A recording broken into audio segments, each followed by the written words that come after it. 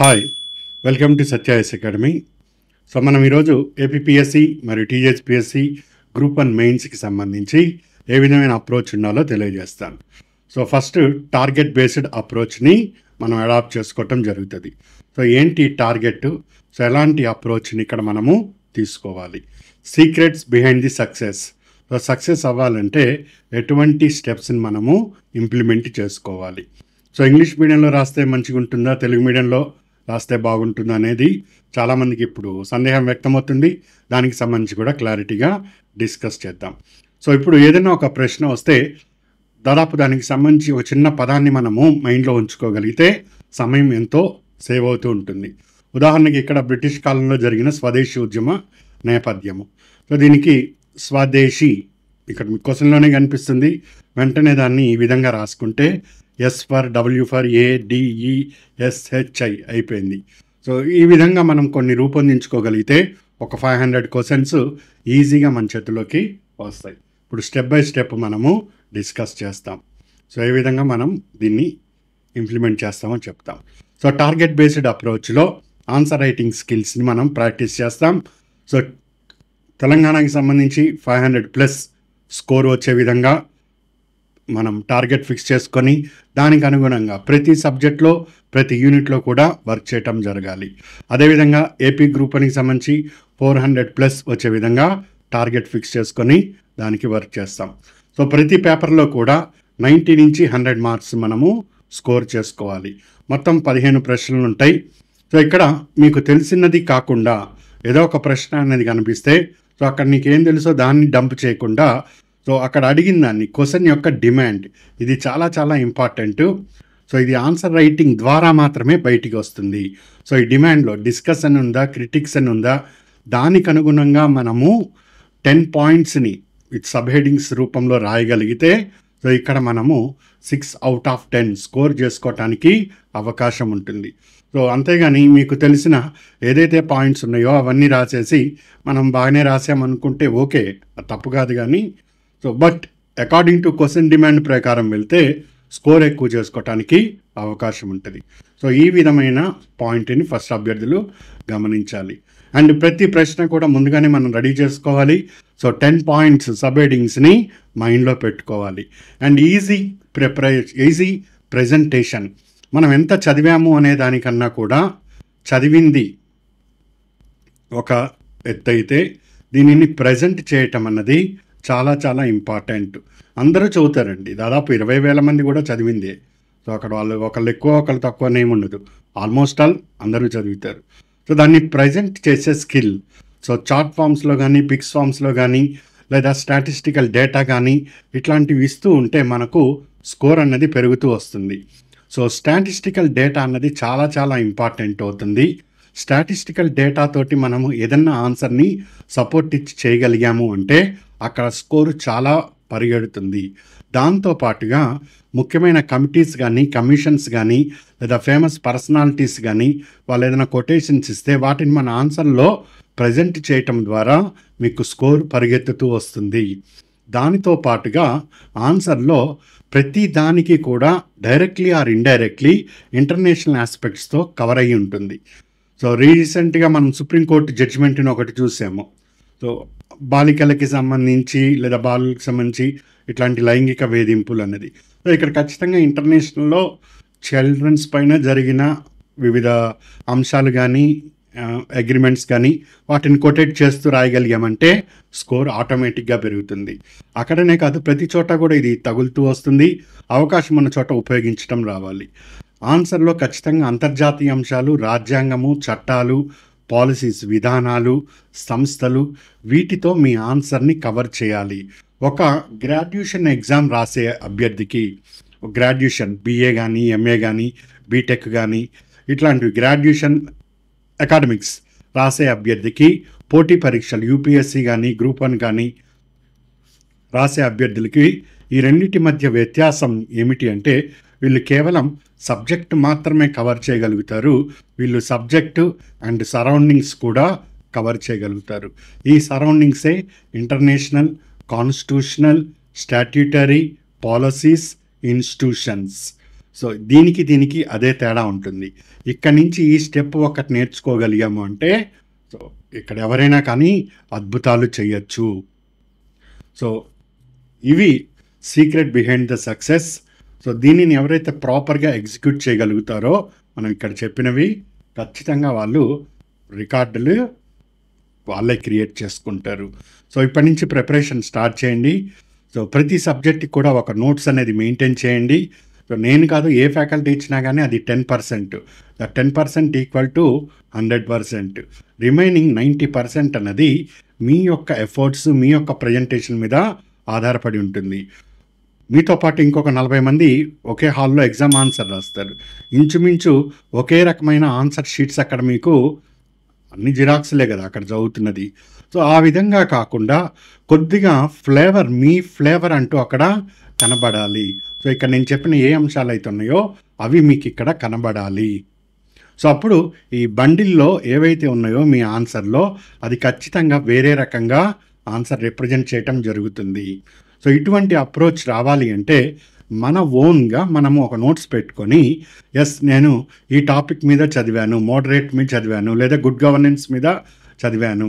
So దీంట్లో ఈ విధమైన కోడ్ ఒకటి ఉన్నది, దీని మీద నేను ఈ కమిటీస్, ఈ కమిషన్స్ని, ఈ యాక్ట్స్ని, ఈ పాలసీస్ని కవర్ చేసుకున్నాను. ఒక సింపుల్ ఫార్మేట్లో మీ నోట్స్ మీకు ఉండాలి. బయట మీకు ఎన్ని మెటీరియల్ సపోర్ట్ చేసినా ఇది మీరు చేసుకున్న నోట్స్ రివిజన్ టైంలో చాలా ఉపయోగపడుతుంది.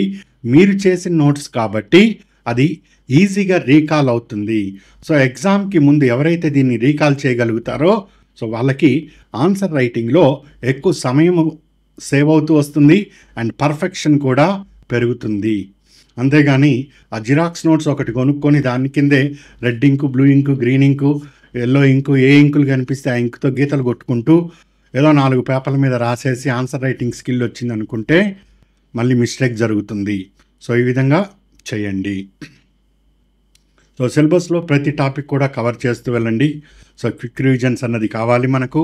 500 to 700 ఆన్సర్స్ ఫింగర్ టిప్స్ మీదకి రావాలి. సో ఇగో ఇక్కడ నేను ఇచ్చాను. సో ఇది నేను ఇంకా లాస్ట్ 2 క్లాసెస్లో కూడా ఇవ్వటం జరిగింది.